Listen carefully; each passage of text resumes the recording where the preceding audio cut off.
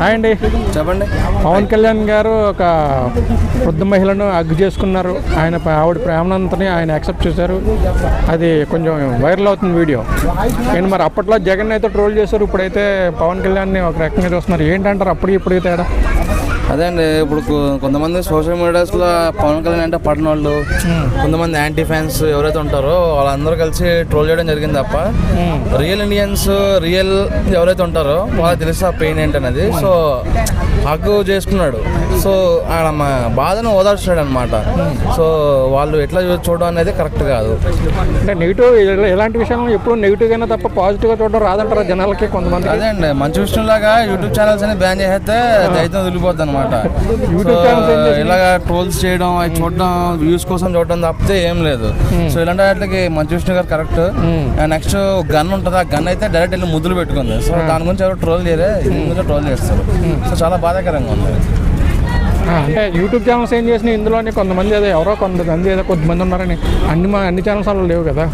అదే ఏ ఛానల్స్ ఎక్కువ చేస్తారు, లోపల మ్యాటర్ లేకపోయినా పైన తమ్ముళ్ళు ఆర్డర్ చూడండి, ఆ తమ్ముళ్ళు వేసేసినా సరే లోపల వేసి పడేయాలి, లోపల కానీ సెట్ కాదు. అయినా మీకేమనిపించింది అసలు హగ్ చేసుకున్నట్టు పాజిటివ్గా చెప్పాలంటే మీరేం చెప్తారు? అంటే ఏంటంటే ఆమె ఏడుస్తుంది, ఆమె కన్నీళ్ళు ఓదార్చినట్టు ఆమె హగ్ చేసుకున్నాడు. సో ఆమెకు ధైర్యం బలం చూపించాడు. సో మీకు ఇట్లా జరిగింది కదా, మా గవర్నమెంట్ అండగా ఉంది, నేను ఒక డిప్యూటీ సీఎం కాబట్టి ఏదైనా సరే ఒక కొడుకుగా నేను మీకు నిలబడతా అని చెప్పి ఆయన చెప్పడం జరిగింది. సో దాన్ని మనం అప్రిషియేట్ చేసి సెల్యూట్ చేయాలి, కానీ ఈ ట్రోలింగ్ ట్రెండింగ్ ఎందుకండి? అంటే ఇలా వాదార్స్తూనే ఉంటారంటారా, లేకపోతే పథకాలు ఇవ్వడం ద్వారా కూడా కొంచెం ఏమైనా చేస్తున్నారని అనుకోవచ్చు అంటారా? అభివృద్ధి ఎలా ఉంది ఆంధ్రప్రదేశ్లో? ఆంధ్రప్రదేశ్లో అభివృద్ధి దూసుకెళ్ళిపోతుంది కదండి.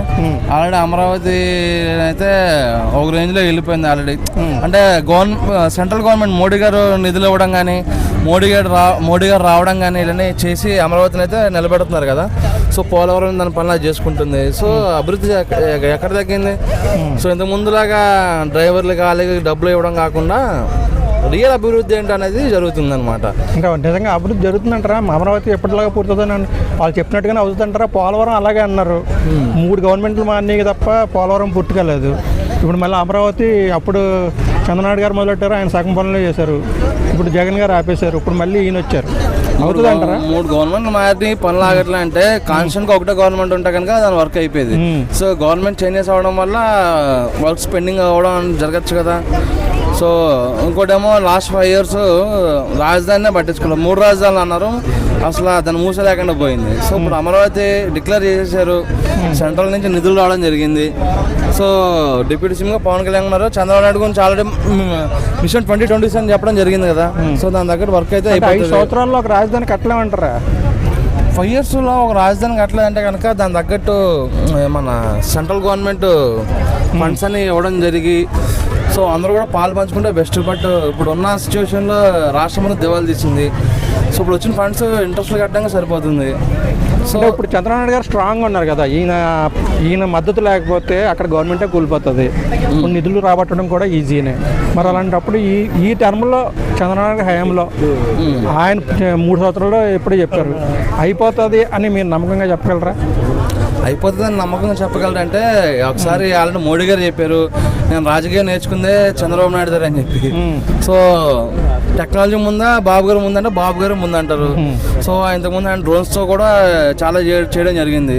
సో ఆయనకైతే పెద్ద మ్యాటర్ కాదు, ఎందుకంటే హైదరాబాద్ చూసుకుంటే ఎట్లా డెవలప్ చేసామో చూడొచ్చు మనం. మీకైతే నమ్మకం ఉందా అయిపోతుందని చెప్పి? 100% మళ్ళీ ఇదే గవర్నమెంట్ కనుక ఫామ్ అయితే కనుక, అంటే మళ్ళీ గవర్నమెంట్ వచ్చే వరకు అవదని మీ ఉద్దేశం ఏంటంటే? మళ్ళీ గవర్నమెంట్ వచ్చే వరకు అవదని ఉద్దేశం కాదు, అంటే ఎక్కడ కూడా పెండింగ్ వర్క్స్ లేకుండా ఉంటే అయిపోతుందని నా వరకు. సో 5 yearsలో ఒక రాజధాని మొత్తం కంప్లీట్ చేయాలంటే కొంచెం ఇంపాసిబులే. బట్ ఇక్కడ ఉన్నది డైనమిక్ లీడర్ కాబట్టి ఎంత శాతం అవుతుంది అంటారు? ఎంత పర్సెంటేజ్? 100లో ఎంత శాతం అవ్వచ్చని? 100లో 70% అయిపోతుంది, 100% అయిపోతుంది. ఓకే, ఎందుకంటే ఇక్కడ లంచాలు తినేసే వాళ్ళు కాకుండా కొంచెం మెయిన్ క్యాండిడేట్స్ కావడం జరిగింది కాబట్టి 100% పూర్తి అయిపోతుంది ఇదే గవర్నమెంట్ ఉంటా కనుక. ఓకే. సో వాళ్ళ ఇంటికి పవన్ కళ్యాణ్ గారు ఓదార్చడానికి వెళ్ళినప్పుడు వాళ్ళ అమ్మగారిని హగ్ చేస్తున్నాడని చెప్పేసి కొంతమంది సోషల్ మీడియాలో అంటే ఆమె హీరోయిన్ అనుకుంటున్నావా, నువ్వు హీరోయిన్ చూసాను ట్రోల్ చేస్తున్నారు అన్న. ఇది ఖచ్చితంగా నేను చెప్తున్నా, ఇది 100% తప్పు. ఇది ఎందుకంటే ఆయన పవన్ కళ్యాణ్ గారు ముందు నుంచి కూడా చాలామంది ఎవరైనా కష్టంలో ఉన్నాను అంటే దగ్గర తీసుకుని ఓదార్చే మంచి మనిషి ఉన్న ఆయన. సో ఆయన హెల్ప్ చేసే విధంగా కూడా డబ్బులు ప్రతి ఒక్కరు రాజకీయాల్లో రాకముందు కూడా లక్షల్లో 2 లక్షలు 3 లక్షలు 5 లక్షలు దగ్గర తీసుకుని ఓదార్చి మరిస్తారు. అంటే ఇంకోటి ఏంటంటే కొడుకు చనిపోతే అమ్మ కొడుకులా నేనున్నాను అని ఒక తల్లిలా దగ్గర తీసుకుని ఓదారుస్తుంటే దాన్ని ట్రోల్ చేయడం అనేది కరెక్ట్ కాదు.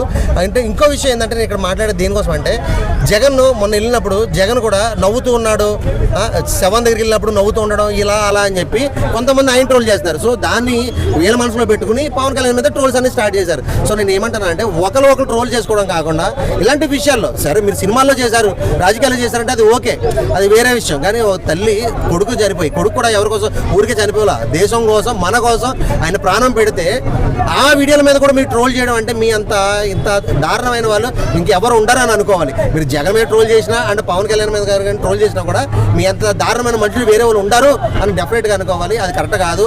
అంటే పవన్ కళ్యాణ్ గారు ఎప్పుడైనా సరే ఎవరైనా సరే ఆయన దగ్గర తీసుకుని హక్ చేసుకుని దగ్గరగా మాట్లాడి ఒక తల్లిలాగా ఆయన చూసిన విధానం మనకు ఇప్పటి నుంచి కాదు ముందు నుంచి తెలుసు. సో ఇదైతే మాత్రం కరెక్ట్ కాదు, 100% ఇది తప్పు. అలా ట్రోల్ చేయడం కరెక్ట్ కాదని నేనైతే చెప్తాను.